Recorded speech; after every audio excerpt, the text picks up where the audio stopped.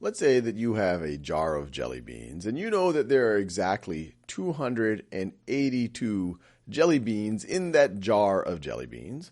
And then the next day you come and you see there are fewer and you say, what happened? And let's say someone who lives with you or your friend says, oh yeah, I counted exactly and I ate 59 of those jelly beans. So you started with 282, 59 are taken out. And you don't need to know exactly how many jelly beans are left, but you want to estimate roughly how many jelly beans are left. And that's why, as this title of this video says, we're going to estimate when subtracting large numbers. And we can debate how large is large, but these are reasonably large. So let's do that. Let's see if we can estimate what 282 minus 59 is. And sometimes when we're estimating, we will use this squiggly equal sign. This means approximately, which is just a fancy way of saying roughly, what is this equal to?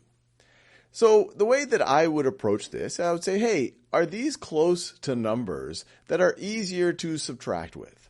So for example, 282, I would say, you know what? Maybe I can round to the nearest 10 here. And so I could round it down to 280 if I round down to the nearest 10. If I round it up, it would go to 290. But 282 is closer to 280 than it is to 290. So I would round this, when I'm estimating, to 280. And then what about 59? If I were to round to the nearest 10, what would I round that to? Pause the video and think about that. Well, 59, if I round down to the nearest 10, it would be 50. And if I round up to the nearest 10, it would be 60. And 59 is definitely closer to 60. So I would say that this is roughly, if I'm rounding, I could say, hey, I'm going to round that to 60. So I could say that 282 minus 59 is roughly going to be 280 minus 60. And now what is this? You might be able to do this in your head. You could view this as 28 tens minus 6 tens. And so if you have 28 of something minus 6 of it, you're going to be left with 22 of that something.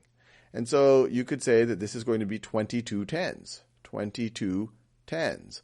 Or another way to think about it, you have 2 hundreds and then 8 tens, and then you're going to take 6 tens away from it. So then you'll be left with 2 hundreds and 2 tens, just like we have here.